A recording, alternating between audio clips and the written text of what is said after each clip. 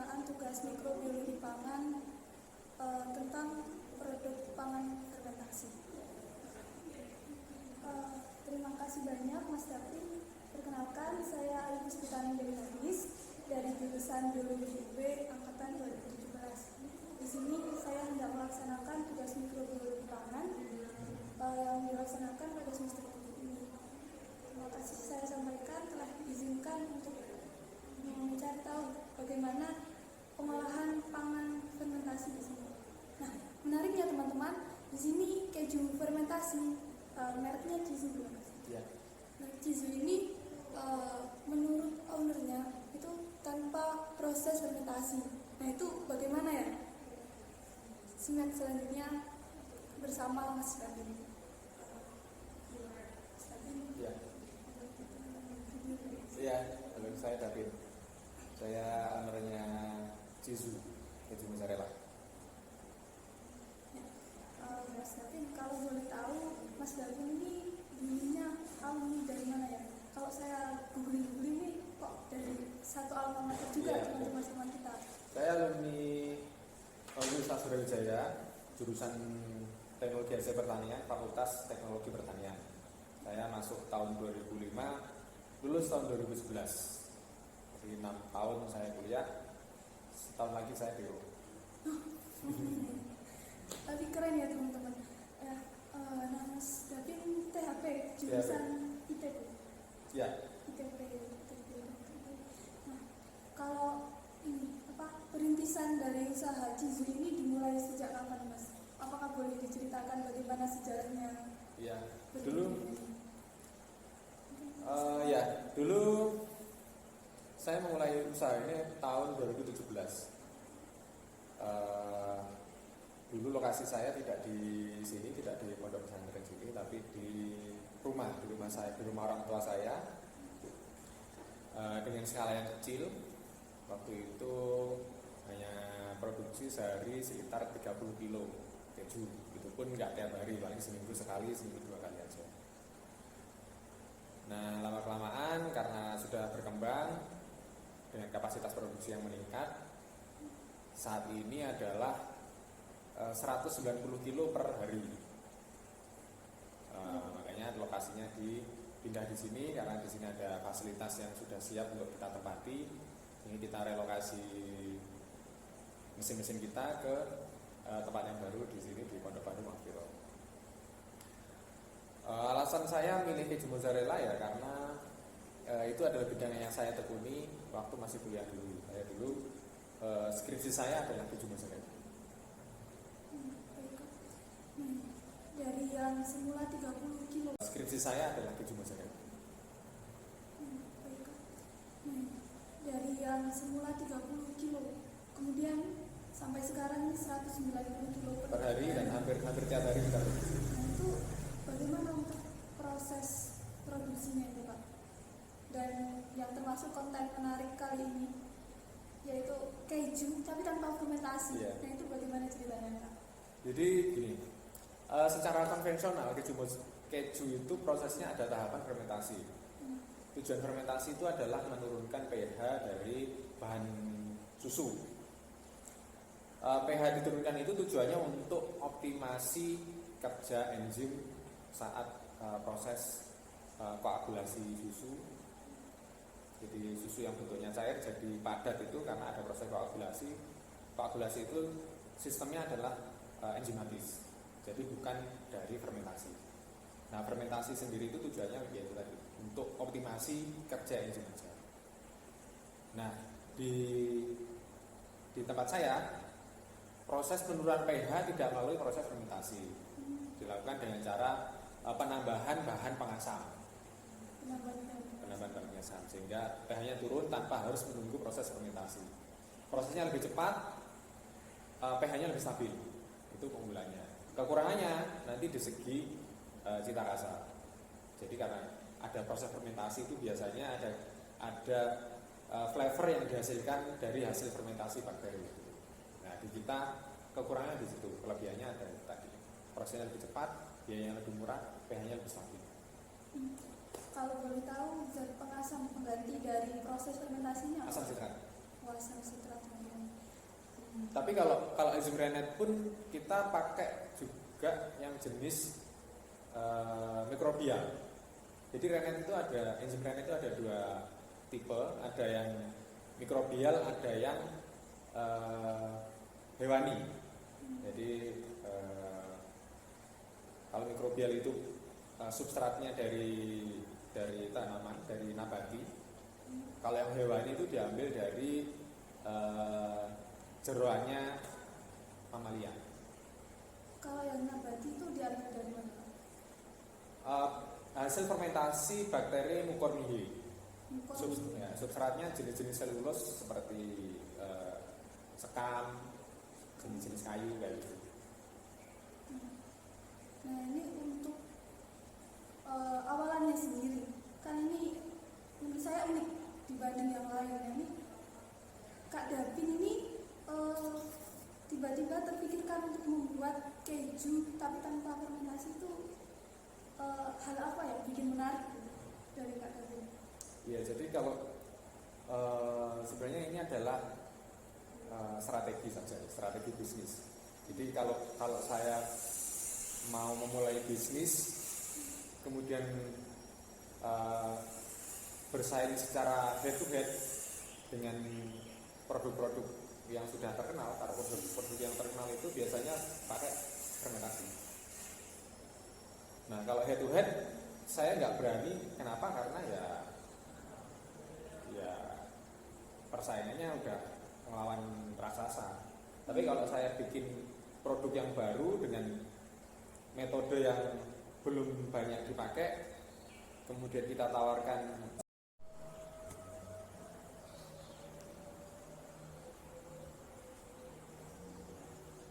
baik teman-teman, tadi kita sudah menyimak bagaimana sejarah dari Narendra Food Company ini, kemudian mengenai keunikan dari keju mozzarella ini yang tanpa fermentasi,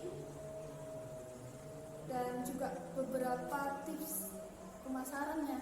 Nah sekarang untuk sesi akhirnya akan ada sedikit tips terkait produksi mikrobiologi pangan. Ringkasannya mungkin ya Kak ya, dari Kak Davin sebelum kita ikut menyaksikan bagaimana produksinya nanti. Monggo Kak. tahapan produksi pembuatan keju mozzarella. Ya, fokus di mikrobiologi pangan. Ya. Jadi seperti yang tadi saya ceritakan, kalau di keju mozzarella yang saya produksi itu tidak ada tahapan fermentasi. Nah, memang ada titik kritis di mikrobiologinya, yaitu cross kontaminasi. Jadi karena produk kita itu adalah berbahan dasar susu, itu sangat rentan terhadap kontaminasi bakteri dari lingkungan. Nah, untuk mencegah itu kita ada prosedurnya, mulai dari prosedur karyawan, kemudian persiapan peralatan, kemudian teknik ketika mengoperasikan peralatan, yaitu kita ada tahapannya masing-masing. Kalau dari karyawan ya kita ada aturan untuk memakai pakaian yang bersih ketika bekerja. Kemudian kita juga pakai alat perlindungan, baik dari masker, penutup kepala, sarung tangan, kemudian juga apron itu celemek. Itu kalau dari segi peralatan, kita melakukan pembersihan sebelum dan sesudah dipakai. Kalau sebelum dipakai itu dicuci biasa pakai air, kemudian pakai deterjennya namanya Tipol. Kemudian dibilas pakai air biasa juga. Kemudian terakhir dibilas menggunakan air mendidih. Perlu disterilisasi pakai AutoCAD? Enggak. Kita enggak ngejar steril, kita hanya ngejar aseptis saja. Kemudian baru kita pakai untuk produksi. Kalau untuk selesai produksi, kita hanya cuci biasa, cuci air, kemudian pakai deterjen. deterjen, kemudian dibilas pakai air biasa. Keunggulan dari deterjen Tipol itu apa? Tipol itu tidak berbau dan dia juga cukup ampuh untuk membunuh mikroorganisme yang ada di peralatan. Nah, berikut tadi telah dijelaskan pengantar sebelum kita semua menyimak proses produksinya. Selanjutnya kita akan bersama-sama menyimak proses produksi keju mozzarella cheese ini. Mari kita saksikan. Nama saya Rian, saya kepala bagian produksi dari Kevin Narendra Komuni. Ya. Selanjutnya langsung saja ya kita mulai dari melihat diagram alur dari pembuatan produk keju ini ya teman-teman. Nah, oke kak. Jadi sudah jelaskan? Ya. Jelaskan saja. Ya. Jadi yang pertama itu susu segar nanti masuk dari lewat pintu barang, nanti dipompa pakai mesin pompa susu, khusus untuk susu, nanti dimasukkan di dispenser. Jadi susu masuk dari pintu produksi ini. Ya, pintu produksi atau pintu barang, nanti dipompa pakai mesin pompa susu. Ini. Ini pompa susu. Belakang. Ini mesin Ya. Mesin pompa susu. Lalu Habis itu kalau dipompa pakai selang ini kan, disalurkan pakai selang. ya. Habis itu dimasukkan di jispet. Mesin ini namanya jispet. Jispet fungsinya untuk Fungsi yang pertama ini untuk pemanasan.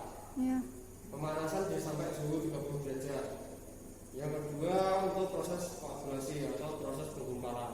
Ya. Antara nanti kan dicampur asam sama renat. Jadi nanti proses penggumpalannya di sini. Terus yang ketiga fungsinya juga untuk proses pemisahan ini, proses pemisahan antara B dan K. Jadi seperti ini ada proses pemisahan. Oh ya. Ini ya kak. Nah ini ada 3 bak ini. Apakah masing-masing ada bedaan? Nah ini beda, ini jadi satu. Jadi cuma tutupnya saja yang beda-beda. Oh iya. Ini mesinnya jadi satu, cuma tutupnya jadi yang beda. Jadi setelah susunya tadi masuk dipompa, kemudian masuk sini dipanaskan. Panaskan, habis itu dikasih enzim sama renat, habis itu ditunggu selama 20 menit sambil dipotong-potong, habis itu dipisahkan. Oh iya. Dipisahkan antara cut sama B. Antara Cut sama B. cat sama Jadi cut itu gumpalan, B itu yang cair. Oh. Jadi yang dibuat untuk keju itu namanya cut atau gumpalannya. Ya. Sedangkan yang cair namanya B. Nah itu nanti buat apa kak? Yang B cair? dibuang, yang buat bahan utama keju.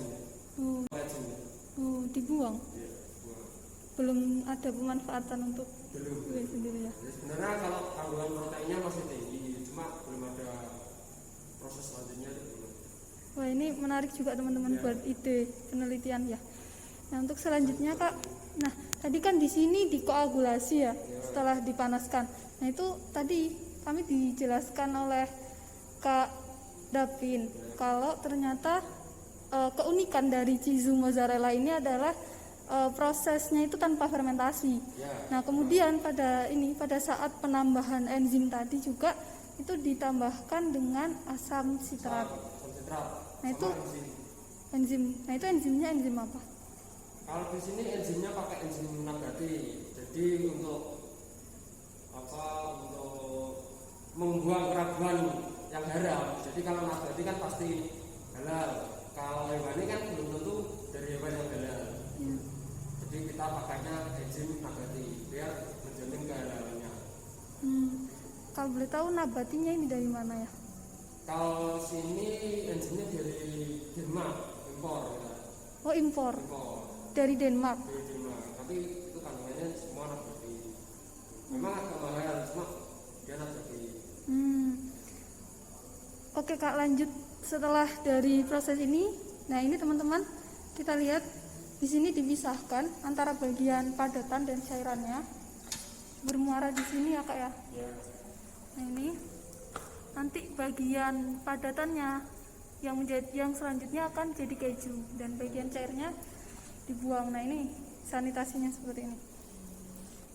Nah, untuk selanjutnya Kak, setelah terpisah antara yang cair dan padatan, nanti di situ diambil kan yang gumbalan ini yang padatan, ya, diambil ditimbang ini, ditimbang di sini, ya, habis itu dimixer.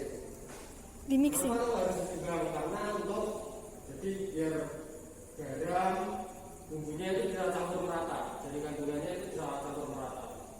Terus dimixing, pakai mesin besar ini. Yang mana Kak? Ini namanya mesin besar. Oke. Itu dikeluarin di sini, kembali lagi ke sana. Jadi putar terus gitu Menggunakan airnya. uap air gitu ya Kak, uap air panas. Air panas. Air panas nih. Ya, air panas yang disirkulasi, bukan uap. Ya, susunya itu dimasukkan di bagian atas itu. Kalau dari sini kan, kalau masuk ke sini kan sudah bentuk gumpalan, bukan susu lagi. Oh ya, maksudnya Ya. kayak tadi. Maksudnya di sini ketnya tadi. Ket tadi dimasukin ke Dari sini. sini, terus habis itu keluar dari sini, terus Oh, dia continue terus.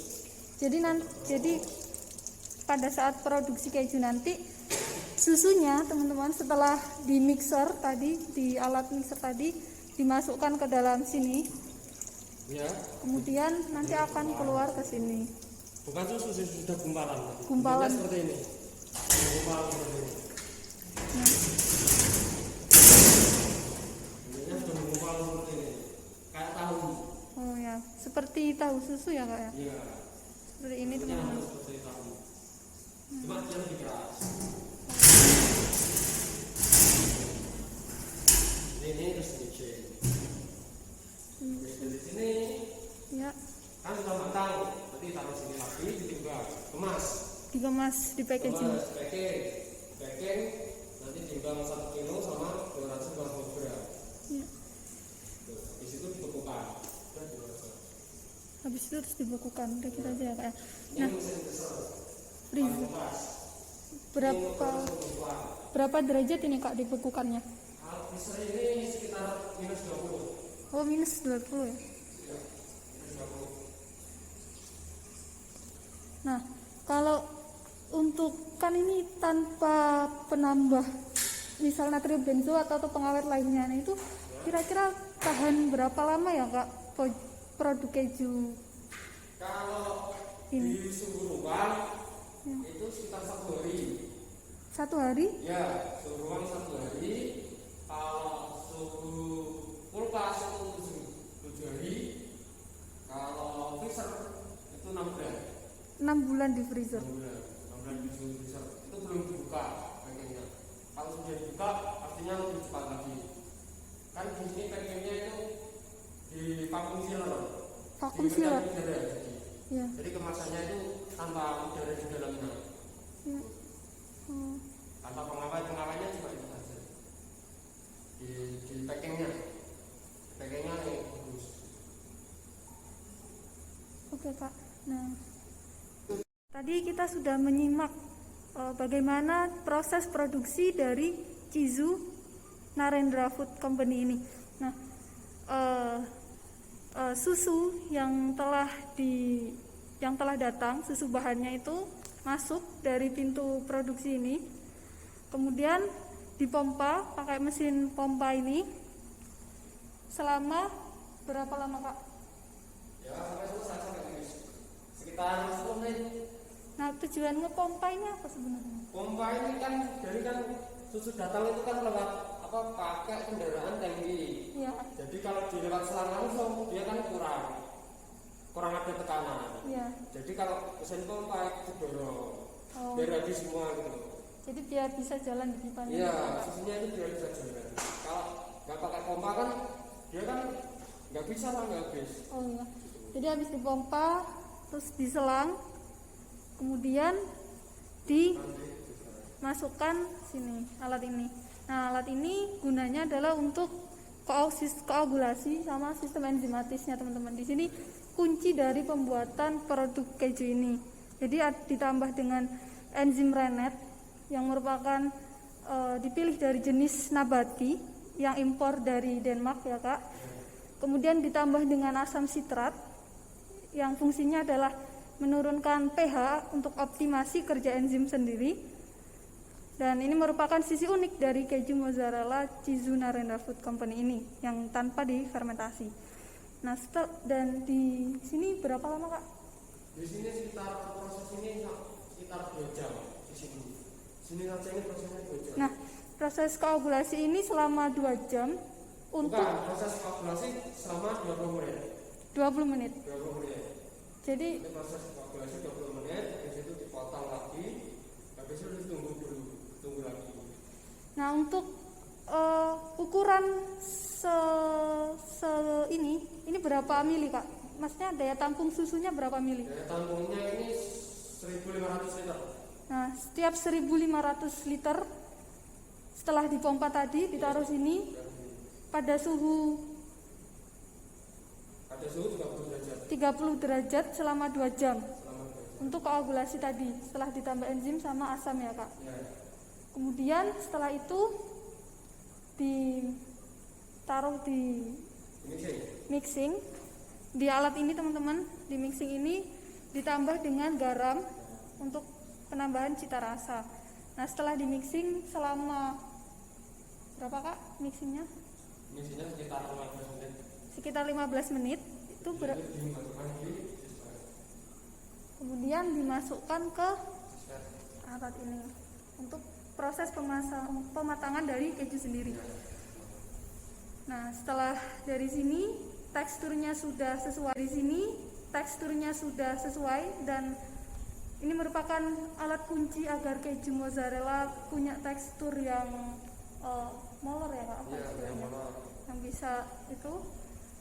Kemudian setelah itu ditaruh di sini, Terus ini ditimbang dan dikemas. Setelah itu ditaruh di freezer 20 derajat suhunya, minus 20 derajat, yang mana di sini perlu diketahui tidak ada penambahan bahan pengawet dan kejunya ini dapat bertahan selama sehari di suhu ruang, kemudian 1 minggu di dalam kulkas dan 6 bulan di dalam freezer apabila tanpa dibuka. Seperti itu ya, Kak?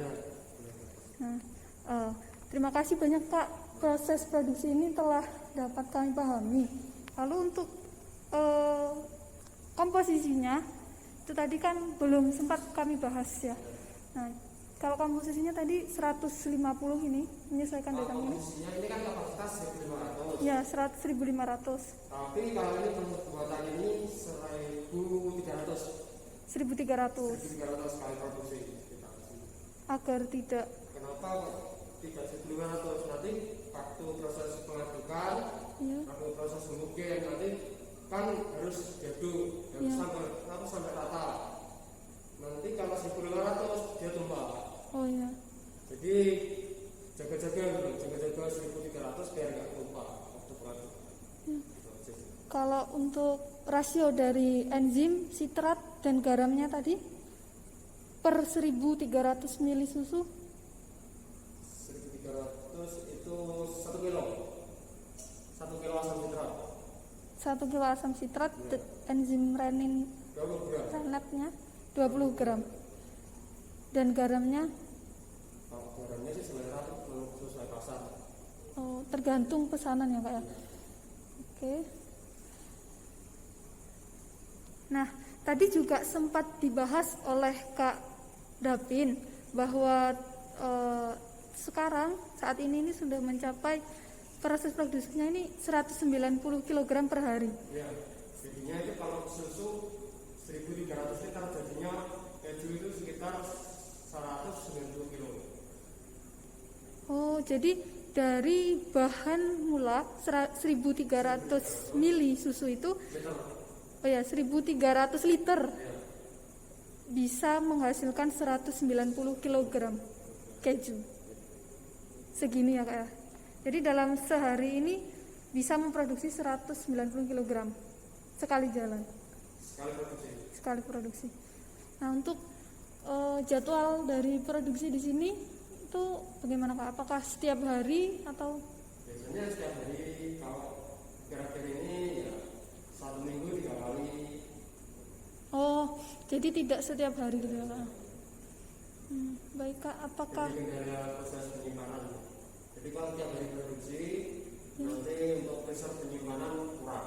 Oh ya. Oke Kak, selanjutnya apakah kami diizinkan apabila ingin mengetahui dari ruang pemanasannya? Teman-teman, selanjutnya kita akan ke ruang pemanasan bersama Kak Rian ya. Nah teman-teman, ini merupakan ruang pemanasan, jadi terpisah antara ruang produksi dan ruang pemanasan ya Kak ya? Ya. Fungsinya kenapa Kak dipisah?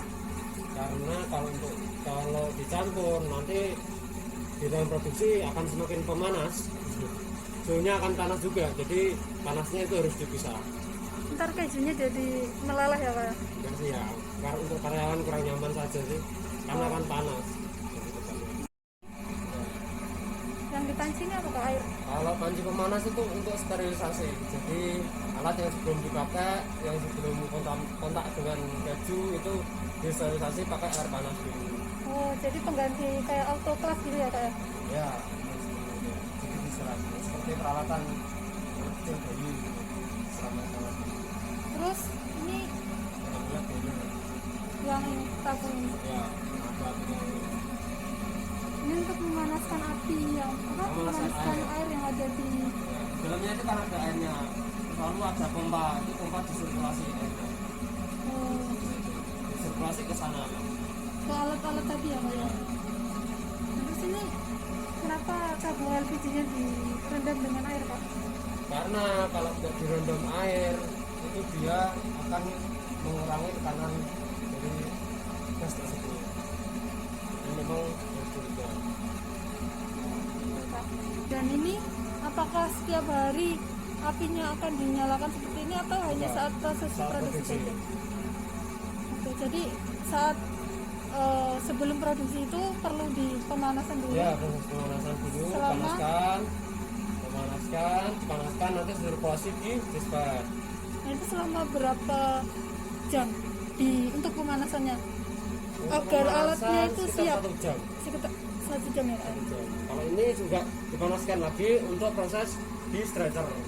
Oh, Jadi kan nggak mungkin air langsung bisa langsung panas, jadi efisiensinya harus dinyalakan dulu sebelum dipakai. Kalau nanti pas dipakai baru dipanaskan, nanti kan airnya kurang panas. ya. Oke teman-teman, jadi sebelum kita proses produksi perlu disiapkan waktu 1 jam untuk pemanasan airnya sendiri ya Kak ya. Nah, Ini kan sambil istirahat, jadi sambil dipanaskan, iya. biar nggak saling menunggu. Ya. Ya, jadi sekian teman-teman dari proses produksi keju cheese mozzarella ini ya Kak ya. Terima kasih banyak Kak Rian.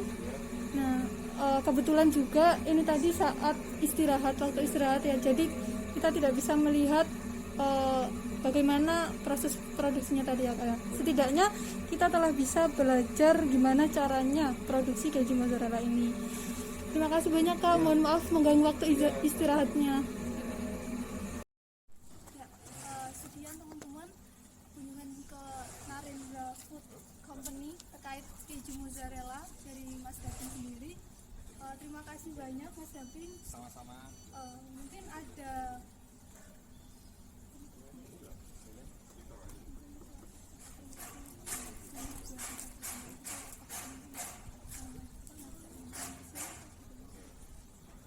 Ya, terima kasih.